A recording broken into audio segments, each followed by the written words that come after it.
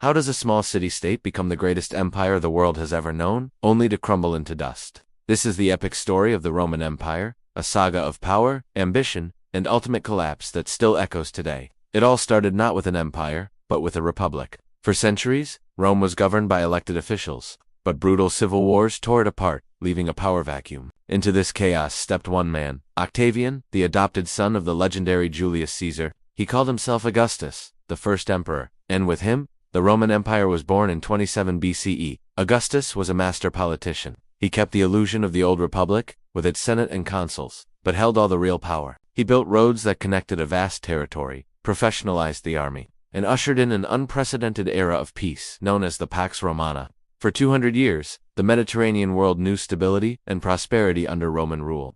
After Augustus came a mixed bag of rulers, the Julio-Claudian dynasty. We had the capable, like Claudius, who conquered Britain, and the infamous, like Caligula and Nero. Nero's tyranny led to another civil war, but from its ashes rose the 5 good emperors. This was Rome at its absolute zenith. Under emperors like Trajan, the empire stretched from Britain to Mesopotamia. Under Hadrian, magnificent structures like his famous wall were built. And under Marcus Aurelius, the philosopher king, Rome was the center of culture and wealth.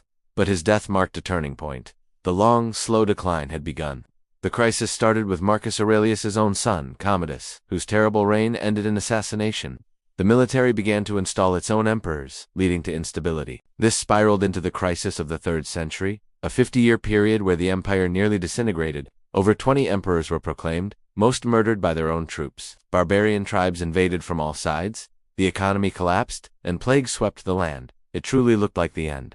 But Rome was not done yet. A tough soldier named Diocletian seized control and made a radical decision. He split the empire into an eastern and a western half, making it easier to govern. He was followed by Constantine the Great, who reunited the empire, legalized Christianity, and built a grand new capital in the east, Constantinople, the new Rome. This move would change history forever, because after Constantine, the split between East and West became permanent. The Western Roman Empire was now on life support. Waves of migrating peoples, pushed by climate change and the fearsome Huns, crashed against its borders. In 378, a Roman army was annihilated by the Goths. Then, in 410, the unthinkable happened. The city of Rome itself was sacked by the Visigoths.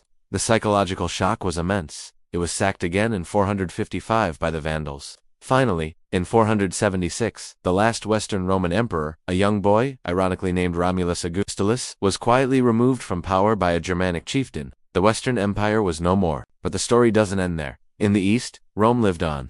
The Eastern Roman Empire, which we now call the Byzantine Empire, thrived for another 1,000 years. Its capital, Constantinople, was a fortress and a center of learning. Emperors like Justinian tried to reconquer the lost West and codified Roman law into a system that still influences us today. They built breathtaking marvels like the Hagia Sophia. For centuries, this Eastern Empire fought off Persians, Arabs, and Turks, preserving Greek and Roman knowledge. But the fatal blow came not from an enemy, but from allies. In 1204, Christian knights of the Fourth Crusade betrayed their Byzantine allies and brutally sacked Constantinople, leaving the empire a shattered wreck. It limped on for another 250 years, a shadow of its former self. Finally, in 1453, the Ottoman Sultan Mehmet, the Conqueror, brought his cannons to the walls of Constantinople. After a heroic 53-day siege, the city fell. The last Roman emperor, Constantine XI, died fighting on the walls. After more than 2,000 years, the Roman story had finally come to an end, or had it? Rome never truly vanished. Its legacy is all around us. In our laws and our languages, in the very idea of a republic and a senate, in our architecture and engineering. Christianity, once a persecuted sect, was carried across the globe by the empire.